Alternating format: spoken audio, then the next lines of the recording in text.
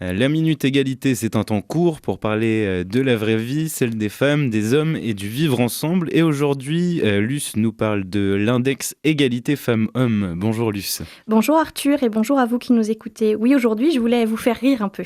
Alors, j'ai décidé de parler de l'index égalité femmes-hommes. Alors, oui, je sais, de prime abord, on voit quand même assez peu le rapport avec l'humour. Bon, en ce qui concerne l'humour, il faut reconnaître que je ne suis pas forcément experte. C'est peut-être pour ça que je n'ai pas encore écrit de One Woman Show, mais bon, ça, c'est encore un autre débat. Moi, ce que je sais faire, entre autres, car nous sommes toutes des femmes multiples, c'est parler des outils dont on dispose pour penser et faire évoluer notre société sur un mode plus égalitaire. D'où l'idée de vous parler aujourd'hui de l'index égalité. Cet index, il faut déjà savoir que c'est à la base une demande plus que répétée, et ça c'est un euphémisme, sur les 20 dernières années par de nombreuses engagées, des syndicats, des structures qui ont compris que les femmes existent dans ce monde. Il a finalement été mis en place en 2018 ou 2019 selon la taille de l'entreprise, et ces dernières ont donc chaque année jusqu'au 1er mars pour publier leur index. Pour cette année, le ministère du Travail se félicite que 70% des sociétés aient rendu leur copie à l'heure, contre 59% il y a un an. Bon, la moyenne des index publiés est en légère progression. Quand je dis légère, c'est que c'est à peine un point au-dessus de l'année dernière. Pour rappel, les entreprises qui recueillent moins de 75% de réussite ont 3 ans pour corriger leur situation, sous peine d'une amende potentielle. Oui, parce que potentiel, c'est là où je voulais en venir et c'est là que ça devient moins drôle, vous allez voir.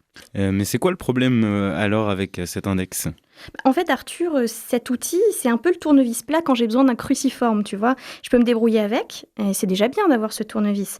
Mais c'est pas franchement le top non plus, tant qu'on viendra. Ceci dit, j'espère que je suis meilleure sur ce qui concerne l'égalité que pour monter mes meubles Ikea.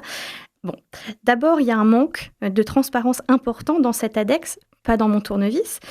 Qui sait comment est calculé réellement cet index ? Des référents au sein des directs peuvent aider, mais c'est pas obligatoire. Donc en gros, chacune fait un peu comme il peut.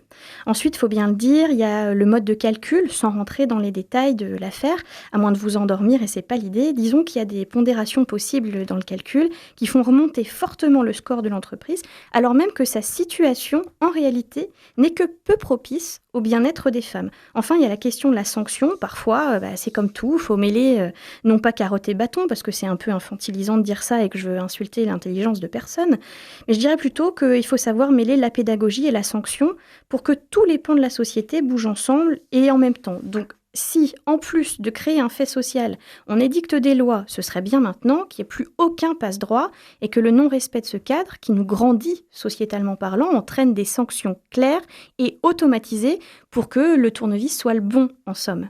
Et justement, Luce, vous dites toujours que le c'est déjà bien n'est pas opérant, mais ça veut dire quoi au fait ? Ça veut dire que déjà, on n'a pas découvert les femmes comme on découvrirait une pierre de Rosette. Elles ont toujours été là. Ça peut vous sembler une lapalissade, mais je suis toujours surprise de voir à quel point on considère les femmes comme une minorité, voire une quantité négligeable, ou la façon dont on va toujours avoir l'air de découvrir les inégalités de sexe, sur le mode « Ah bon ?» Bon. Les femmes n'existent donc pas depuis 2018, a fortiori dans le monde professionnel. De tout temps, les femmes ont travaillé. Oui, travailler, au sens de eu un emploi, et on peut en trouver trace dès l'Antiquité. Ce sont ces deux éléments qui me font dire qu'en France, pays dit des droits humains en 2021, on peut plus se contenter du déjà bien. Tu vois, Arthur, depuis la Révolution française en 1789, notre pays est vu comme un espace spécifique, ancré sur un mode, sur un socle de droits pour chacune et chacun. Je crois avoir déjà montré dans une chronique précédente que ce n'était pas tout à fait le cas pour les femmes, mais c'est vrai qu'on a parcouru du chemin depuis, et il y en a encore beaucoup à faire. Sauf que dans la lutte pour l'égalité, oui, la lutte, chaque année qui passe est une année perdue et nous n'avons plus de temps à perdre. Les indicateurs professionnels montrent la plus-value de l'intégration des femmes dans tous les mondes professionnels. Alors, l'index égalité est un outil, rien qu'un outil, intéressant mais perfectible à la fois, un outil dont, plutôt que d'en faire l'affichage, on pourrait toutes et tous, au sein des entreprises, se saisir. Parce que finalement, tout est question de volonté, comme on dit, et on voit bien avec tout ça qu'en vrai, l'égalité, c'est pas si compliqué.